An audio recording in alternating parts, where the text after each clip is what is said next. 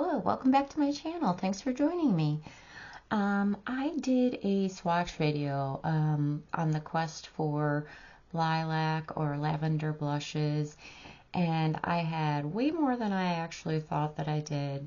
But I was actually pretty inspired to pull some things out that perhaps I haven't been using, things that I've had for a while, and now kind of that lavender lilac trend is back. So wanted to share with you an idea of like a project 10 uses. I don't think there's anything here that could possibly be panned, but just a way to utilize some of the stuff that I already have.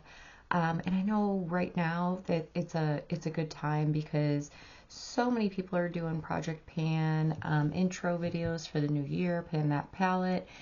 I have watched Project Panners for a long time. There was actually a girl, she's not on YouTube anymore that I'm aware of, but she used to do Project 100 pans, and she would pan, she panned the entire First Naked palette. She panned NARS Rakugian, it's like a red lip crayon. And just watching her like power through all that stuff all the time. Amber F, she's been posting panning videos for a year, and lots of others, but I think for me, I just always, I fell off.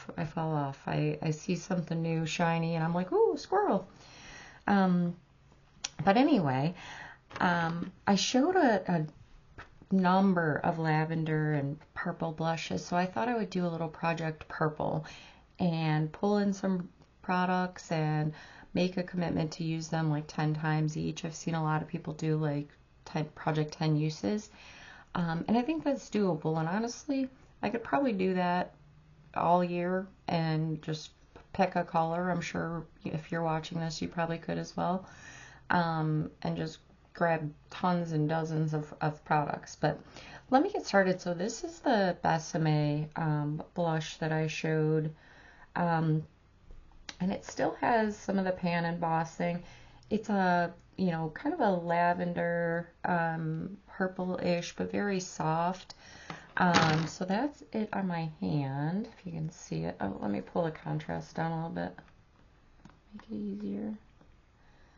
So that's this one. The other thing that I wanted to pull in and get more use of is this Essence Meta Glow highlighter. And you could see it's really reflective, really shifty, but I actually have two of these, so probably to get free shipping or something like that. I tossed it in the bag and I didn't know that I already had it, so not great. But that's this one. You can see the highlight there. The next thing I want to pull in, and I have quite a few liquid eyeshadows, so a good deal of Stila eyeshadows, and I do go through them actually, but there's always the concern that they'll completely dry up. So this is a Kevyn Aucoin cream foil, and it's in the shade Platinum, but it is like a purple leaning. Platinum's a good name for it, but I just decided to pull it in and see if I could get some additional use out of it. The other big purpley splotch here is a product I bought during some of like the Black Friday sales and so forth. This is a Tanessa Myrix Color Fix Metallic Cream Pigment, and I bought this to maybe use it as like a purple eyeliner and so forth, which I have dozens of them. But I do like a gel liner, and oftentimes, for whatever reason, they can irritate my eyes or they dry out. So I thought I would try this. It does have some sparkle to it, if you can see that. So I think it would make like a good eyeshadow base too. Last one of these, and then I'll tell you a weird story. This is the Moira Supernova Multi-Chrome Gel Liner, and that is in Zora. It's right there. So I think that'll go really well. The next piece of this that bears some explaining. Well, first let me just go into this. So this is my Lorac Mega Pro 2. I've been like casually panning this for a long time. These two shades are gone, but I would like to work on the lavender or the purple. We'll see how far we get. But just to like, ooh, and I dug my nail in it, get some use on that. The more colorful ones, the cream colored shades, they're easy enough to get through. But during Black Friday-ish time frame, I found this Alamar Cosmetics Denudes Exotica, it says. And I really enjoyed this. So I don't know if you remember, a number of years ago, there was an Alamar palette that was in like an Ipsy bag or something like that. It was a subscription box, and it was yellow, and it had this really beautiful like turquoise gold, and everyone would swatch the shimmers, and they would just run all the way down your arm. I have it somewhere, but it's depotted, and it was just really beautiful. So I found this, and this was on Ipsy for $8. So I bought this, and I was really, really enjoying it, like through January. And I remembered that they had a purple palette, but I never got it or anything like that at the time. So I went to look it up, and actually they have two. So the first one was the one that I recall. This one was called Spanglish, and it's really pretty. These are coming off more blue, these shimmers, but they are purple for sure. And throughout this, I was also looking up the company Alter Ego, and I don't know if I spelled it wrong or I clicked on it wrong, but this little puppy came up. And so this is another Alamar Cosmetics palette, but it's actually called Alter Ego. So when I was searching for that website, it pulled this in, and I was like, ooh, I like this one, and you match. So I bought this one, and it's still for sale. It's like, it was, I don't know, $25 or so, but really, really pretty, really special shades in there. Kind of that dusty purple.